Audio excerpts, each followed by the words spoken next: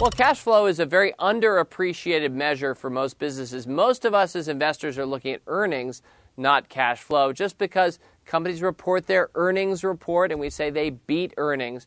But the truth is, the game of business is about cash flow more than anything else. How much money did you take in this year as a business and how much went out? Let me give a simple example to show why cash flow matters to me more than earnings. Subscription businesses, actually the Motley Fool's one, but let's go with one that more people know about, Netflix. When you subscribe to Netflix, you're paying them up front. Whether you're looking months or a whole year or even multi-years ahead, you're giving them all the cash up front. That's a great cash flow business. They haven't even delivered their service to you yet, and you've already given all the money that you're going to give them. So they could look like they're losing money, when in fact, at least in the near term, they're getting cash from all of us all at once, and it's a strong kind of front-weighted cash flow business model. Now, over the course of time, they're going to have to keep their costs down, et cetera, and grow their business properly to be both cash flow positive and a good earnings story.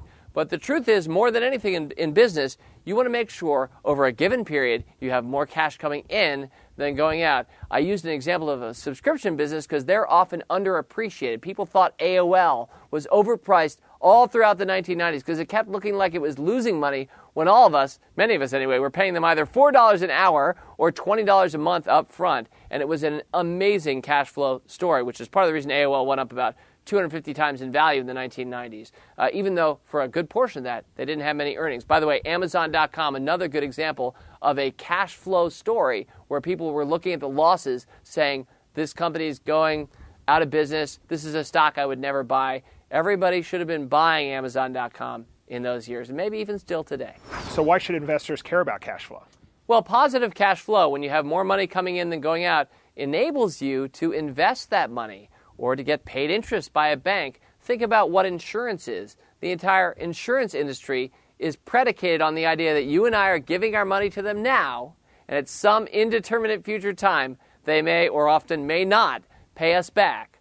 In the meantime, they're getting to use all that money that we're paying them. They're getting to invest it. If they're like Warren Buffett's company, he buys stocks with it. Other more conservative, traditionally, insurance companies are just investing in bonds or 3-month T-bills or a wide spate of investment choices. But think about it. They're getting to use our money. And any business that is cash flow positive has the exact same dynamic. You're paying them up front. They're getting to do something with the float.